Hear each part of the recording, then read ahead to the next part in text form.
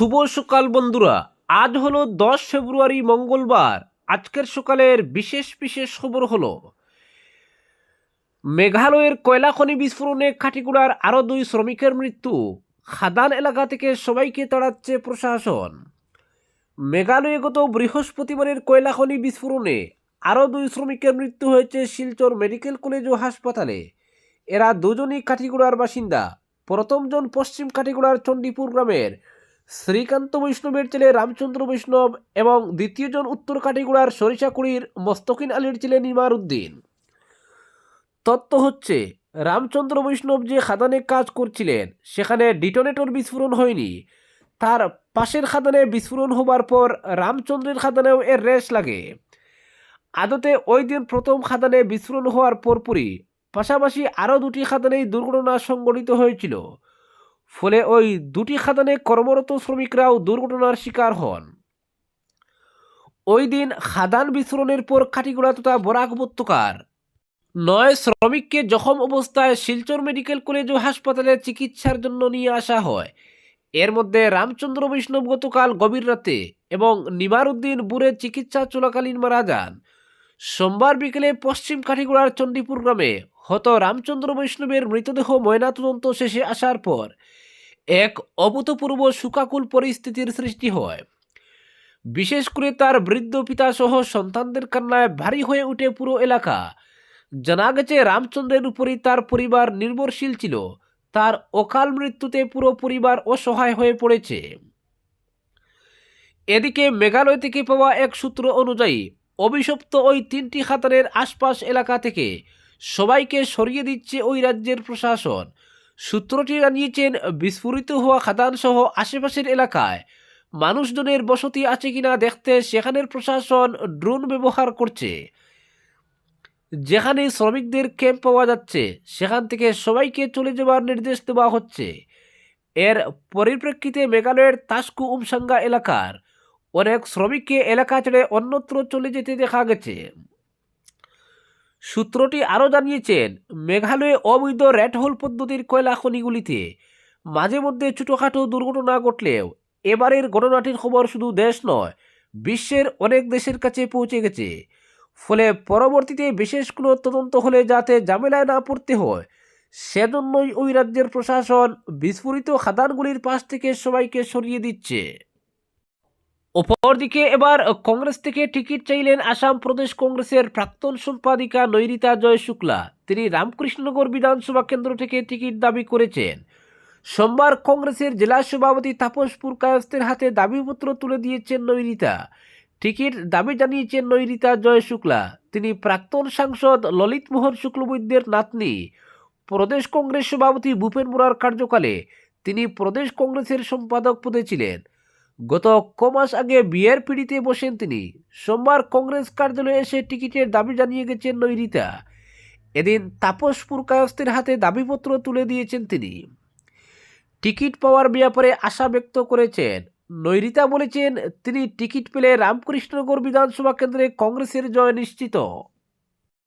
অপরদিকে পাল্টা নথি দেখিয়ে পাক যুগের অভিযোগ খারিজ গৌরব গগৈর। রাজনৈতিক বিতর্কের সীমা অতিক্রম করে ব্যক্তিগত আক্রমণে নেমেছে রাজ্য সরকার। এই অভিযোগ তুলে সোমবার তীব্র প্রতিবাদে সরব হল আসাম প্রদেশ কংগ্রেস। সোমবার গুয়াহাটি রাজীব ভবনে এপিসিসির সভাপতি তথা লোকসভা সাংসদ গৌরব গগৈর নেতৃত্বে আয়োজিত সাংবাদিক বৈঠকে একদিকে যেমন তার পাকিস্তান সফর এবং স্ত্রী এলিজাবেথ কুলবার্ন গগৈকে ঘিরে ওটা অভিযোগের বিস্তারিত ব্যাখ্যা দেওয়া হলো, তেমনি অন্যদিকে মুখ্যমন্ত্রী হিমন্ত বিশ্ব শর্মার বিরুদ্ধে রাজনৈতিক শালীনতা লঙ্ঘনের গুরুতর অভিযোগও তোলা হলো। সেই সঙ্গে সাংবাদিকদের মুখোমুখি হয়ে গৌরব গগৈ স্পষ্ট ভাষায় জানান, তার পাকিস্তান সফর নিয়ে কোনো গোপনীয়তা লঙ্ঘন বা বেআইনি হওয়ার প্রশ্নই ওঠে না। তিনি বলেন, 2014 সালে সাংসদ হওয়ার পর তার পাসপোর্ট যাতে পাকিস্তানের হোম ডিপার্টমেন্টের স্টাম্প ছিল, বিধি মেনেই কেন্দ্রীয় সরকারের কাছে জমা দেওয়া হয়েছিল। সেই সময় দেশের প্রধানমন্ত্রী ছিলেন নরেন্দ্র মোদী। গগৈর বক্তব্য, সেই কেন্দ্রীয় সরকারই পরবর্তীকালে তাকে কূটনৈতিক পাসপোর্ট প্রদান করে। তার যুক্তি, যদি তার সফর নিয়ে কোনো অসঙ্গতি থাকত তবে কেন্দ্রীয় সরকার তাকে কূটনৈতিক পাসপোর্ট দিত না। এর থেকেই প্রমাণিত হয় তার পাকিস্তান সফর সম্পর্কে কেন্দ্রীয় সরকার প্রথম থেকেই অবগত ছিল। পাকিস্তানে তার 10 দিনের অবস্থান নিয়েও বিস্তারিত ব্যাখ্যা দেন কংগ্রেস সভাপতি। তিনি জানান 2012 সালে তার স্ত্রী একটি আন্তর্জাতিক জলবায়ু পরিবর্তন সংক্রান্ত প্রকল্পে যুক্ত ছিলেন। ব্রিটিশ ও নেদারল্যান্ড সরকারের আর্থিক সহায়তায় পরিচালিত সেই প্রকল্প এশিয়ার একাধিক দেশে রূপায়িত হচ্ছিল। সেই প্রকল্পের অংশ হিসেবেই তাকে পাকিস্তানে কাজ করতে হয়েছিল। গৌরব গগৈর দাবি সেটি ছিল স্বীকৃত আন্তর্জাতিক কর্মসূচি, যার সঙ্গে কোনো রাজনৈতিক বা গোপন সংস্থার কোনো সম্পর্ক ছিল না। স্ত্রীর কর্মসূত্রেই তিনি পাকিস্তানে গিয়েছিলেন বলে জানান গৌরব গগৈ। নতুন বিয়ের পর স্বামী হিসাবে স্ত্রীর সঙ্গে যাওয়া স্বাভাবিক বলেই মন্তব্য করেন তিনি। তার কথায় ও কীভাবে থাকছে, কী পরিবেশে কাজ করছে সেটুকু দেখা আমার দায়িত্ব ছিল। তিনি জানান সেই সময় তারা লাহোর ও টেক্সিলা সহ কয়েকটি জায়গায় গিয়েছিলেন এবং প্রতিটি ক্ষেত্রেই প্রয়োজনীয় আইনি অনুমতি নেওয়া হয়েছিল। টেক্সিলাকে ভারতীয় প্রাচীন সভ্যতার অংশ হিসেবে উল্লেখ করে তিনি বলেন, ইতিহাস ও সংস্কৃতির সঙ্গে যুক্ত স্থান পরিদর্শনকেও রাজনৈতিক রং দেওয়া হচ্ছে। গগৈ আরও জানান তার স্ত্রীর অফিস ছিল ইসলামাবাদে এবং সাংসদ হওয়ার পর পাকিস্তান সফর সংক্রান্ত সব নথি তিনি নিয়ম মেনে কেন্দ্রীয় সরকারের কাছে জমা দিয়েছেন।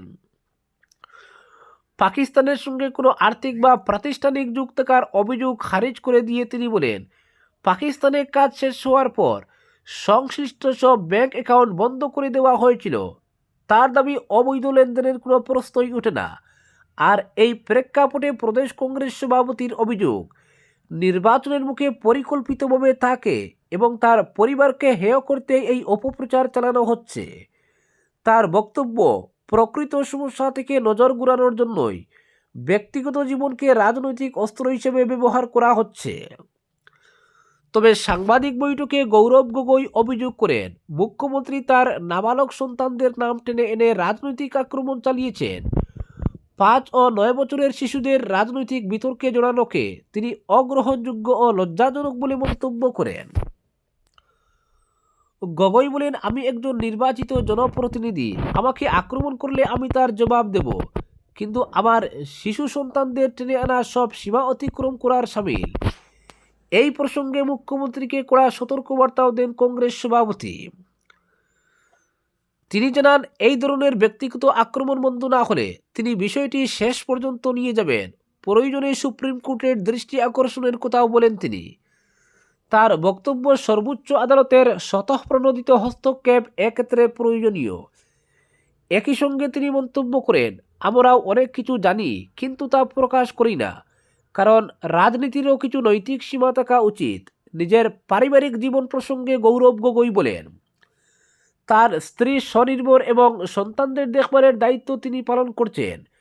ব্যক্তিগত অভিজ্ঞতার কথা তুলে ধরে তিনি জানান, তিনি নিজেও মূলত মায়ের কাছেই বড় হয়েছেন।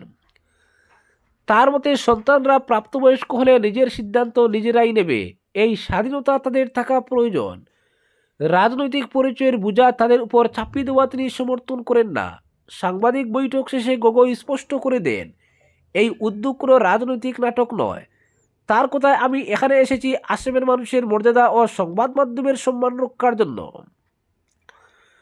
শিশুদের টেনে এনে রাজনীতি করলে গোটা রাজ্যের ভাবমূর্তি ক্ষুণ্ণ হয় বলেও মন্তব্য করেন তিনি। কংগ্রেস সভাপতির বক্তব্য, তার রাজনৈতিক লক্ষ্য আসামের বাস্তব সমস্যাগুলিকে সামনে আনা।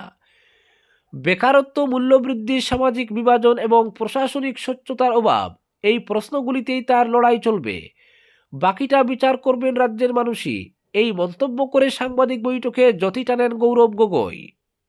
অপরদিকে হাইলাকান্দি জেলার 17টি চা বাগানের মোট 13,429টি শ্রমিক পরিবারের মধ্যে লেবার লাইনের জমি বন্দোবস্তের আবেদনপত্র অর্থাৎ ফর্ম বিতরণ কর্মসূচি সোমবার আনুষ্ঠানিকভাবে সম্পন্ন হয়েছে। জেলা প্রশাসনের উদ্যোগে আয়োজিত এই কর্মসূচিকে কেন্দ্র করে জেলার প্রতিটি চা বাগানে ছিল উৎসবমুখর পরিবেশ এবং ব্যাপক জনসমাগম। এদিন ফর্ম বিতরণ অনুষ্ঠানের পাশাপাশি আসামের মুখ্যমন্ত্রী ডক্টর হিমন্ত বিশ্ব শর্মার ভাষণ লাইভ স্ট্রিমিংয়ের মাধ্যমে বাগানগুলিতে সম্প্রচার করা হয়। শ্রমিক পরিবারগুলোর মধ্যে মুখ্যমন্ত্রীর বক্তব্য শোনার জন্য ব্যাপক আগ্রহ দেখা যায়। জেলা প্রশাসন সূত্রে জানা গেছে, এই কর্মসূচির আওতায় জেলার আয়নারখাল, বন্দুকমারা, বারনি ব্রিজ, চণ্ডীপুর, কাটলিচূড়া, ধলাই, কইয়া, কাঞ্চনপুর, লালচূড়া, লালামুখ, মণিপুর, নরসিংপুর, রূপাচূড়া, শিরিশপুর, সাউথ কাচার, সুলতানচূড়া এবং বার্নারপুর চা বাগানে একযোগে ফর্ম বিতরণ করা হয়।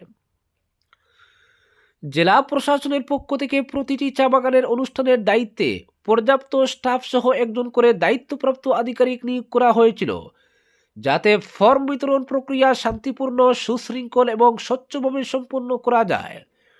প্রশাসনের এই সুপরিকল্পিত ব্যবস্থাপনার ফলে কোথাও কোনো বিশৃঙ্খলা সৃষ্টি হয়নি এবং শ্রমিকরা সুশৃঙ্খলভাবে ফর্ম গ্রহণ করেন।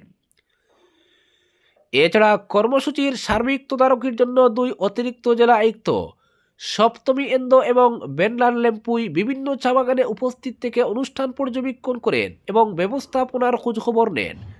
তাদের উপস্থিতি কর্মসূচিকে আরও গতিশীল ও কার্যকরী করে তুলে বলে জানা গেছে।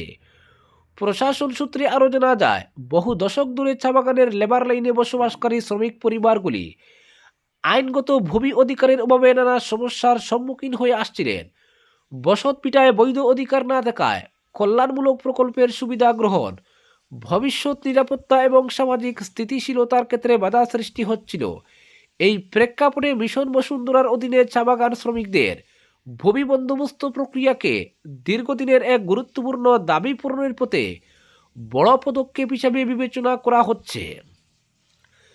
জেলা প্রশাসনের মতে, এই ভূমি বন্দোবস্ত প্রক্রিয়ার লক্ষ্য হল যোগ্য শ্রমিক পরিবারসমূহকে তাদের বসতভিটায় আইনগত অধিকার ও স্থায়িত্ব প্রদান করা, যাতে তারা আইনের অধীনে সুরক্ষা লাভ করেন এবং সামাজিক মর্যাদা বৃদ্ধি পায়।